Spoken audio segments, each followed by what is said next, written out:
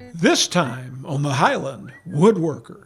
So I've been woodworking since I was riding my tricycle and chasing the dog around in his shop. From carving to turning to even creating lifelike flowers, master woodworker Sheila Collins does it all. She'll tell us the story behind her pieces and show us how to get a perfect fit when putting a top on a box. Every woodworker runs into a situation in their shop when they need a clamp that can reach in deep and tighten down solidly. Popular Woodworking Magazine reveals the steps to building your very own deep reach clamp. These stories and more, this time on the Highland Woodworker.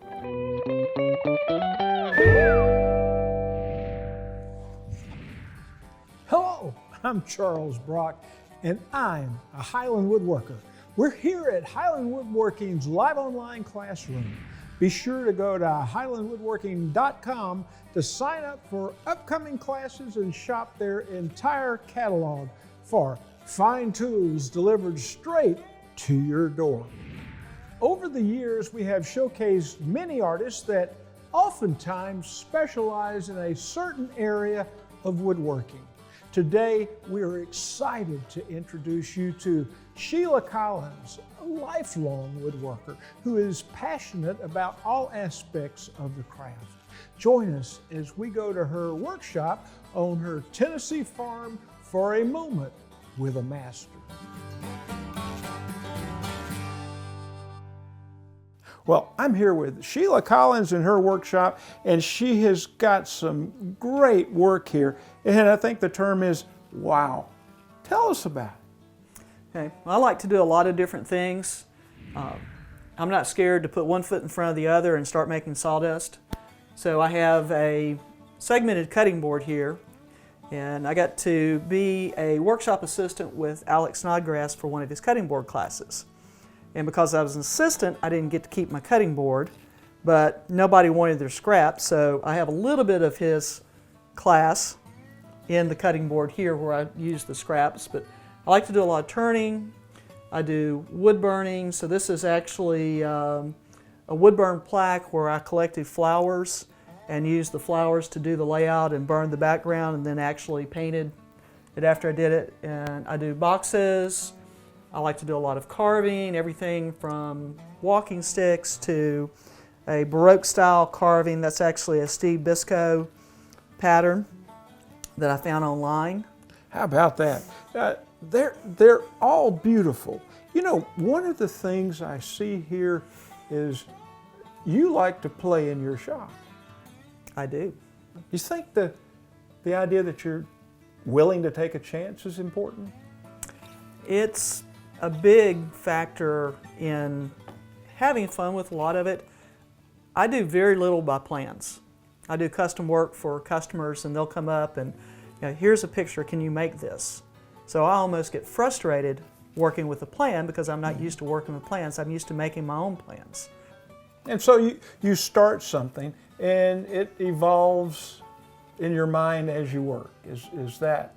It does. A lot of times when I'm driving into work in the morning or driving home in the evening, I'll be thinking about projects that I'm working on and kind of planning things out. I may tell somebody, I have no idea how I'm going to do this, and by the time I get home, then I've figured out where I'm going to start with it, and then you may have to make some changes on the fly. But the creative part I tell students when I'm teaching classes. I have one class, there's no plan. And so as long as you tell me that you're frustrated with something, or I see that you're having an issue with something, we can take lemons, we can make lemonade. And you can end up with some really creative stuff. So you start out and the students are really nervous and they're real tentative, and by the end of the class, if you've got 6 students, you have 6 different boxes. And everybody's like, oh, I like what you did, or, you know, maybe I'll make a change here. So it's a lot of fun. And sometimes, like this piece right here, it's all about the wood and unleashing its beauty, its natural beauty. But there's an artist in you that finds it. And tell us about how you look to use a piece of wood and how you let it become its own artistry. Well, I'm attracted to, as you can tell, the highly figured pieces of wood. I don't do very much really plain stuff. If I'm using plain wood, then it turns into something like this right here. But I start looking at something, a lot of times I will cut a piece of wood off of a bowl blank because it has cracks in it, and I don't want cracks in the bowl. And if it gets lay around the shop and gets kicked a few times and it doesn't break up when I get through with everything else I'm working on, I may come back and turn it just to see if I can for the adventure and the challenge. You know, I think part of being an artist at whatever you're doing is to keep working at it until it smiles at you, and you start getting something that that fits with your vision. And that vision is always kind of moving. It's practice. I can remember when I was younger and I would have to have something to give me an idea to start working on something. Now I see something and go, oh, that's going to be whatever. Yeah. And it's just the old thing of when you're carving, whatever you're carving's in there, you just have to take away every shaving that doesn't look like the thing that's in there. That's right. So many people have a hard time getting started. They think they have to have a complete plan. But as you mentioned, that's not your approach. Yeah. And it's just, you start something, you make a mistake. No matter how many boxes I've made, I make mistakes occasionally. And it's all about what you do with your mistake. My husband could do woodworking. He won't. He says, if I make a mistake, I've got to throw it in the burn barrel and start over. I told him that's the craftsman part of it. Yeah. Well, I tell you what, this is really impressive. My eye was pulled toward this, and I thought, well, she just has a nice little vase out here, and that this might be something, wouldn't know where it came from, but it came from the brain of Sheila Collins. Tell me about it. Those are wood-carved flowers. And when I first started out, all the whittling books will show you how to do a little flower that looks kind of like this top portion here. But over time, as I carved them, then I started adding other details to it. So I can actually get some that kind of twist around. They have different levels to them. And I even do one that is reminiscent of a dandelion. And as far as I know, I'm the only one that does a dandelion. I've never seen anything else that looks remotely like a dandelion. Well, that is really an eye catcher, and it's just some beautiful work. It's kind of unleashing the wood to be something almost totally different. Is there a little bit of tension in the wood as you carve it that just causes it to open? There is the amount of moisture that's in the wood. There's a point where there's too much moisture. Now we're fixing to get into spring with the sap rising. So if you take a fresh cut piece of wood and immediately try to carve it, it won't curl very well. And if it's dry, it's a lot harder to cut. So there's an ideal point with the moisture is just right. You can actually get some really nice curls, just like you've taken a pair of scissors and put them across a ribbon and made the ribbon curl. Sure, yeah. Well, Sheila, this is going to be a beautiful box that you have underway here. I love the relief carving. And where did you get the patterns from? This is actually from a gun carving book. I wanted to try my hand doing the basket weave and the oak leaf pattern. So the larger part of the pattern is actually from the grip that's right behind the trigger on a shotgun or something like that. And the little small oak leaf down in the corner is from the forestock pattern that would be in front of the trigger. And just wanted to try it, so I carved it on a piece of mahogany and then built the top with different types of molding to fit the box. Usually I build it all as one, but I actually did this one the reverse of what it would do. So it can leave my house and go live with someone else, and I have room for something else when I do another carving. I'm getting the idea you find your inspiration everywhere, but a younger Sheila became inspired to do this. How? I've been carving since I was small enough to be able to beg my dad's pocket knife out of his pocket. And if I ever screwed up and got cut, I would clean it off, fold it up, hide the cut behind my back, hand it to him, and when he turned his back, run to the house for a Band-Aid. So I've been carving, I can't tell you when I started carving. I've been carving since I was little. I remember when I was probably 12, I carved a version of the thinker that's sitting there with his head on his chin. When I was in college, I either bought a carving book or someone gave me a carving book. And there was a golfer that's taking and hiding his toe and kicking his ball out from behind the bush to save his stroke before he makes his next shot. Was there somebody in your family or somebody that influenced you to be artistic? We grew up in a family, I grew up on a dairy farm. We raised our own food. We, raised our own meat, processed our own meat, had a woodworking shop, had a blacksmith forge. We made a lot of our own equipment. My dad actually basically made every piece of equipment in the shop except for a DeWalt radial arm saw. Every other piece of woodworking equipment was made from scratch by either he or my grandfather.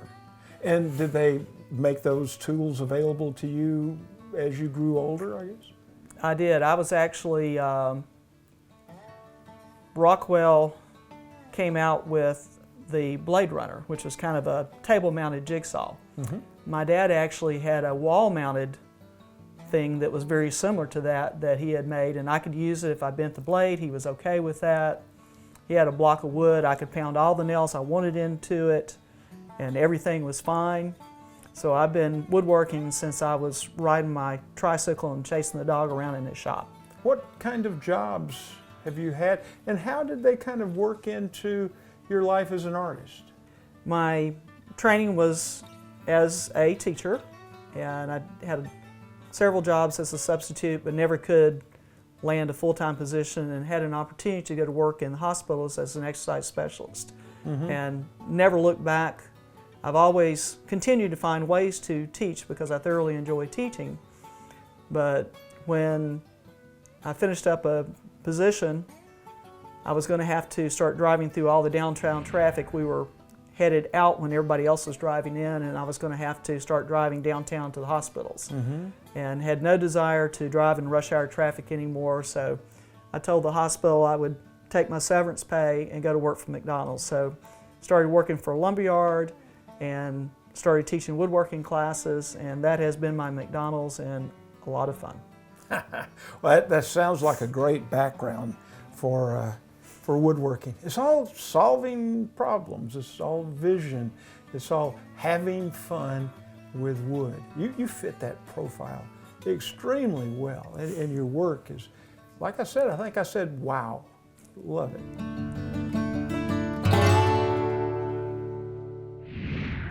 Later in the show, we'll head back to Sheila's workshop for a lesson on lid making. But first, Popular Woodworking Magazine has a project of their own to share. Making a deep reach clamp is next. You're watching the Highland Woodworker. I'm just an average, down-to-earth woodworker. On a scale of 1 to 10, I'm probably about a 5. But one place I score a perfect 10 is right here, and I plan on keeping all 10. That's why I have a saw-stop table saw. And there's more. Plenty of power, superior dust collection, and absolute accuracy. These features have made it the best-selling cabinet saw in America. Let Highland Woodworking help you put a saw-stop in your shop. Meet the Bora Centipede, the lightweight and portable workshop table that supports up to 3,000 pounds, stores in a small space for tight shops, and opens into a work table to bring your work to a comfortable height. This makes the perfect companion for your track saw. Comes with X cups and hold downs to secure your work. Just add the Bora workbench top and you've got a great auxiliary table anywhere in your shop. Upgrade your shop today.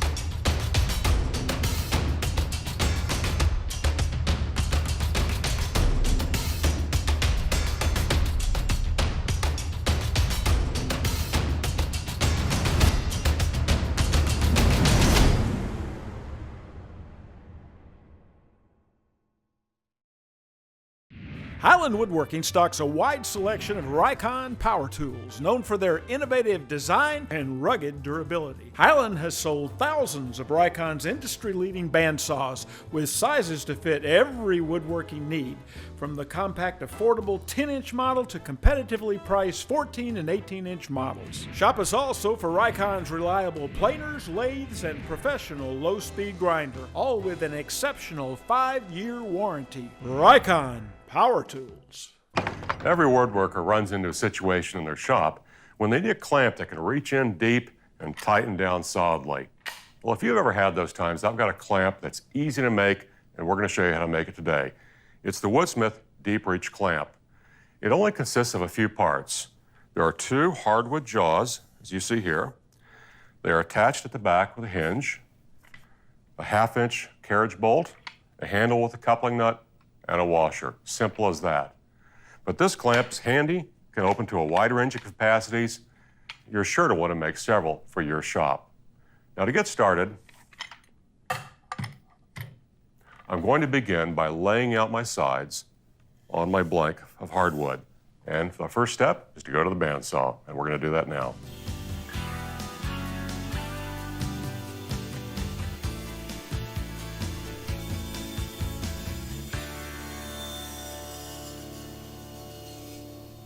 Well, I finished sanding the jaws, and I also eased the edges a little bit. Now, a couple things to point out. One, make sure that the grain is running parallel to the length of the jaw for maximum strength. 2, note that the end of the jaw is rounded slightly, so no matter how open or closed the jaws are, they'll still bear evenly on your workpiece. Also, this top of our jaw is not parallel to the bottom. When you look at the 2 jaws together, they need to be able to close tightly and have room to open. So this is not parallel to the back. Now, with all that said, our next step is going to be to drill a 1/2-inch hole for our carriage bolt.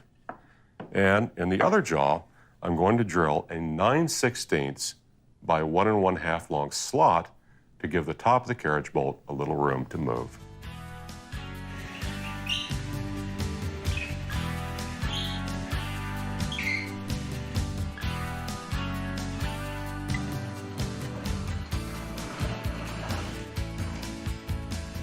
Well, with the jaws of our clamp done, it's time to move on to the handle. The first step in making the handle is going to be to drill a 13/16 hole through our handle blank. Now that hole is to accommodate this, a coupling nut.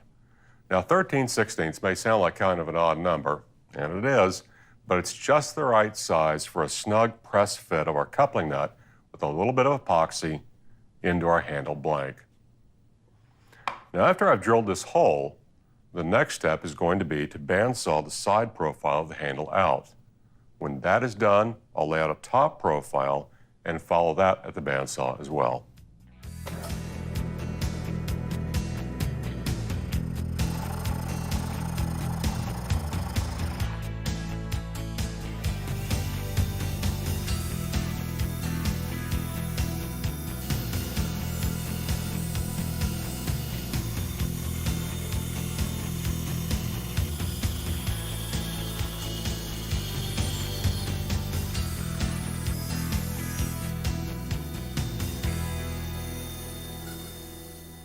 To complete the handle, what I'm going to do is put a little bit of epoxy on each side of our coupling nut, some epoxy within the hole in the handle blank, and then I'll press the 2 together using this F-clamp.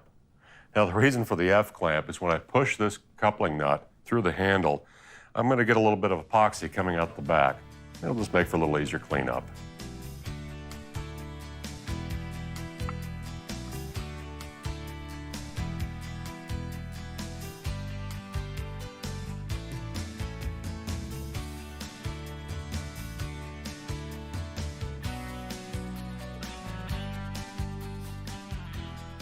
Well, that's the last screw for the hinge that holds the 2 jaws together. Now, while my 2 jaws are both in the vise, I'm going to go ahead and insert the carriage bolt in place. And now I'll take the washer, put that on the carriage bolt, followed by our completed handle. With this assembly in the vise, I'm going to go ahead and tighten the handle to the point where it pulls the head of the carriage bolt securely into the lower jaw.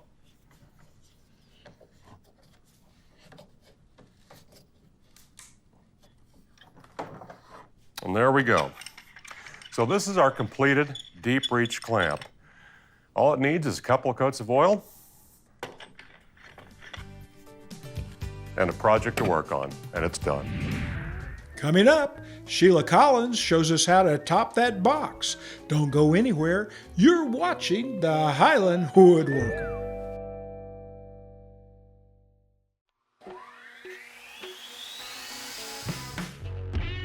There's 4 words that Lee Tools lives by. 4 words that mean quality joinery to take your projects to the next level. Whether it's dovetails, box joints, or mortise and tenon. And we'll even help you clean up. Those 4 words: better tools, better results.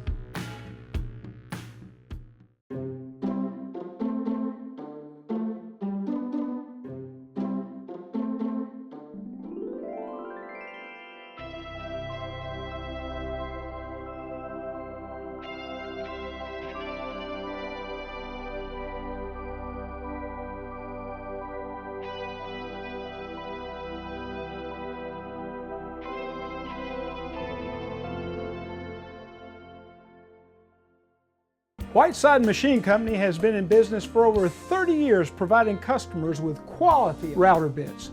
Fine Woodworking Magazine has declared Whiteside router bits best overall and best value when compared against 17 other brands. No matter the router application, they have the type and profile of carbide router bit you need. When you put a Whiteside router bit to work in your shop, it is guaranteed to make you smile.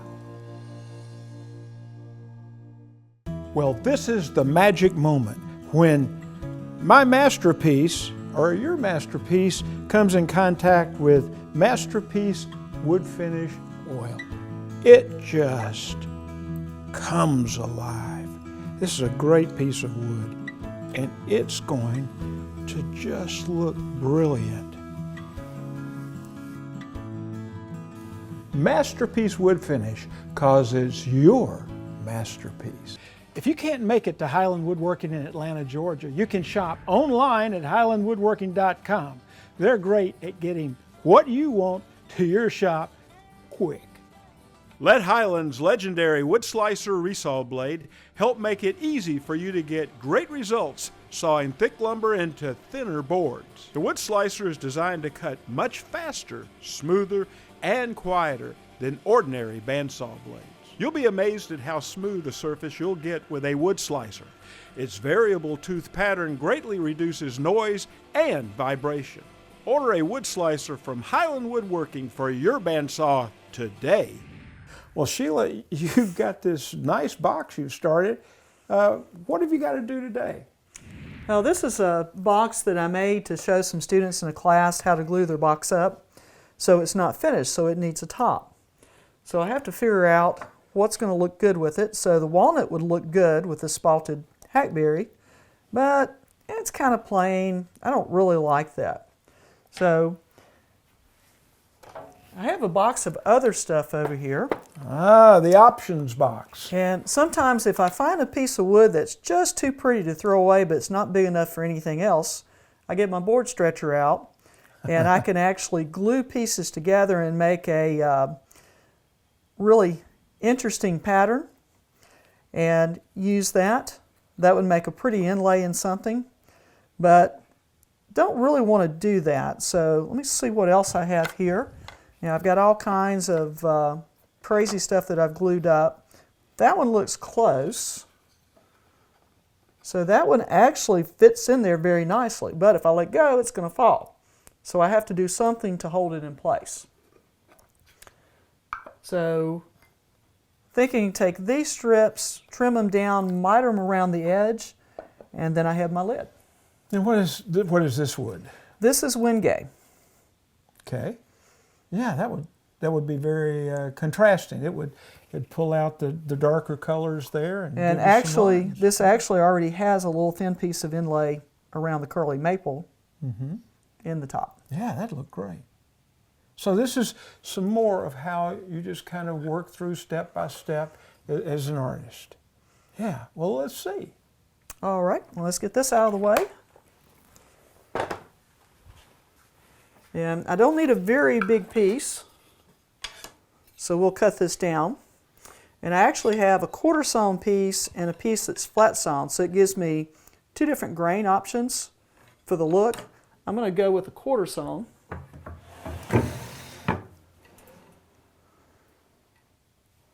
And I'm thinking 3/16 of an inch is probably good, so I'm going to cut it fairly thin.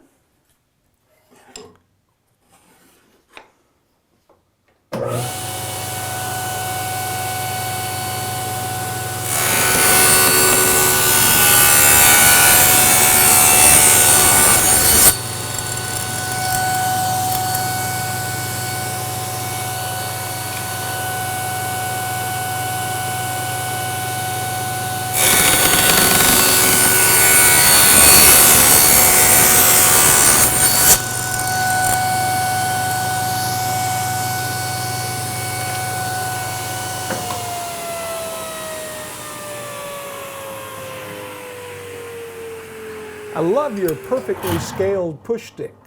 Yes. I like my fingers. Yes. I've been using a table saw since I was 12, and so far, so good. And the one bad finger I have has nothing to do with woodworking, the rope and pulley, in case you have that in the shot. So I'm thinking I like that.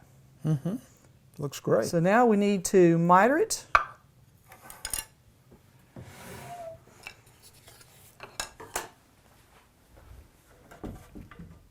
So cutting the little small miters are very hard to do. It's very easy for the wood to splinter and become damaged. So I have a nice little miter sled that I've built that I can cut very small pieces very safely. And I'm going to get everything turned the way I want it to go.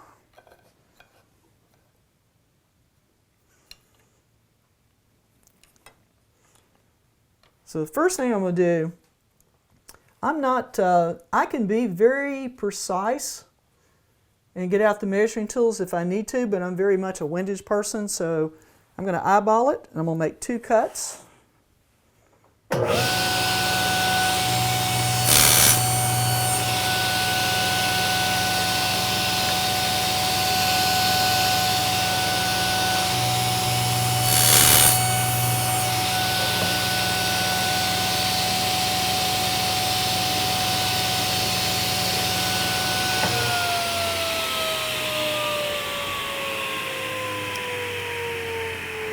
So now I have 2 ends that are mitered.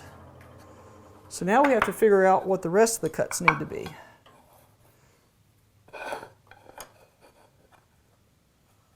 So I'm going to line the miter up so it comes straight off of the mitered corner on the top that I already have. And then I'm going to mark the other side.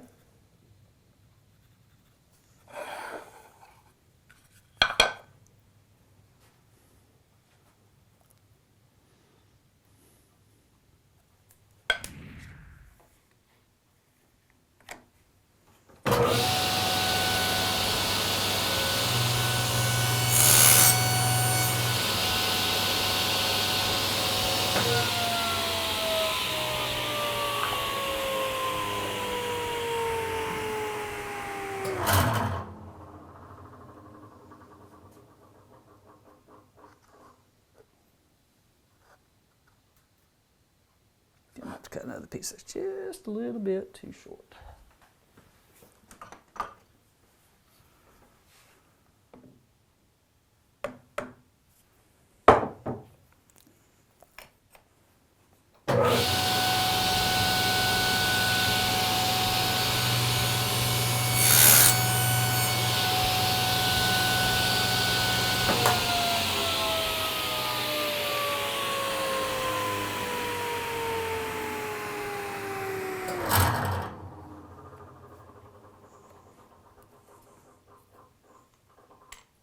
Okay, so that looks like it fits, so we're ready to cut the rest.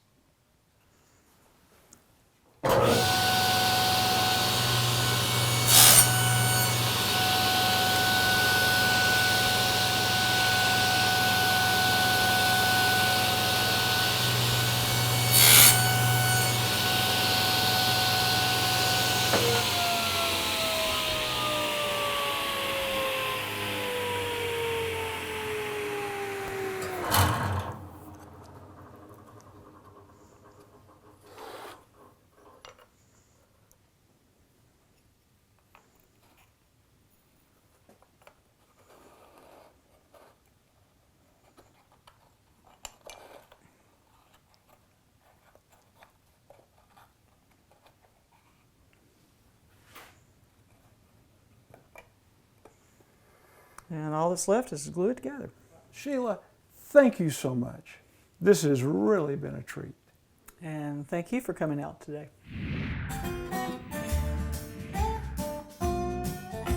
Well, I'm here with Len Reinhardt and a Shaper Origin. I've been looking forward to seeing what it can do. Can you show us? I can do that, Chuck. Thanks for having me. Well, the Shaper Origin can do many things, from prototyping to making parts to one-offs to joinery. Today, what I'd like to show you is the thing that I use it for, probably on a weekly basis. Since I do a lot of furniture repair, a lot of times I have to do an inlay. And inlays can take forms of like a dog bone or a butterfly, or you can create an amorphous shape, like an organic shape, to fit into something, a defect in the wood, or even an accent. So what I'd like to demonstrate to show you, which I think is really incredible, is that we're going to cut a plug of 0.63 millimeters thick veneer. Very maple, thin, yes. and cut the plug and then cut a hole, or cut the negative the same distance, 0.63 millimeters deep, and have a perfect fit. Wow. So that's what we're going to do. So first we're going to cut the positive, we'll cut the shape. And so what all I've done is just here on this piece of plywood, I've just put a piece of double stick tape and took another piece of plywood and just stuck it down. And now we're just going to cut it out right here. So I'm going to do. So I'm going to turn my back on.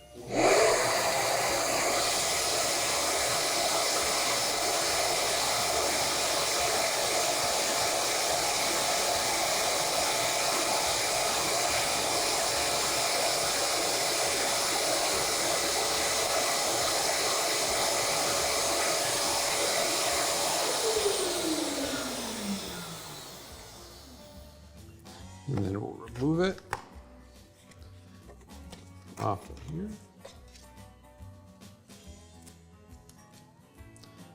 So there you could see it's just a. There's That's my your plug, positive. right? That's my plug. That's the positive. Right. And now we'll come over to, just for the sake of an example here, what I've done is taken a Sharpie and just made a mark right here. So pretending that that's some form of defect, or that's where we want to place the positive, we're going to cut the negative out right here. So the first thing I'll do is I'm going to come over to my spot, and I'm going to cut out the inside of the line. I'm going to cut out the pocket area, the majority of the area first. Then I'll cut to the line, and then the plug should fit right in. Wow. Let's come over here. I'm going to change this to a pocket. And I'm going to cut this out.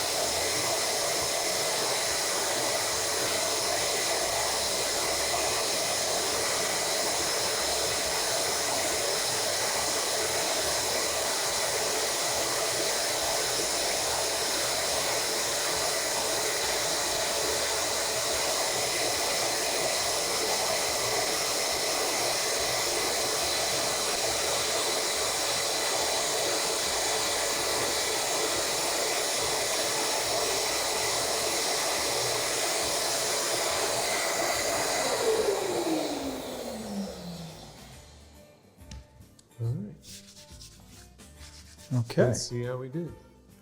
Sometimes these little guys right here, little burr, we need to clean that up a little bit, but. Mm-hmm.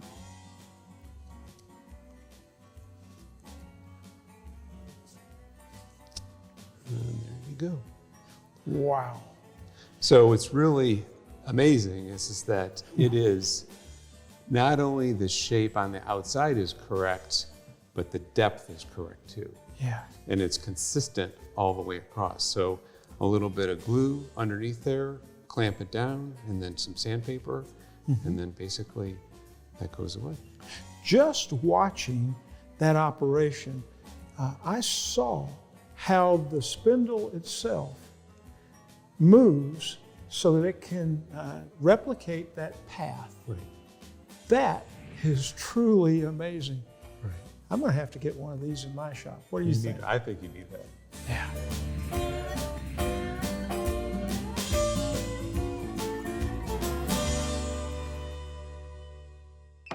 Improve your woodworking experience. Sign up for Wood News Online, a monthly newsletter showcasing the latest news, tips, and classes Highland Woodworking has to offer. By signing up, you'll receive the latest episode of the Highland Woodworker, special store promotions, and Wood News Online delivered straight to your inbox. Sign up today. Well, that's all the time we have left for this episode of the Highland Woodworker. Be sure to check us out on social media, and until next time, I'm Charles Brock, and I'm a Highland Woodworker.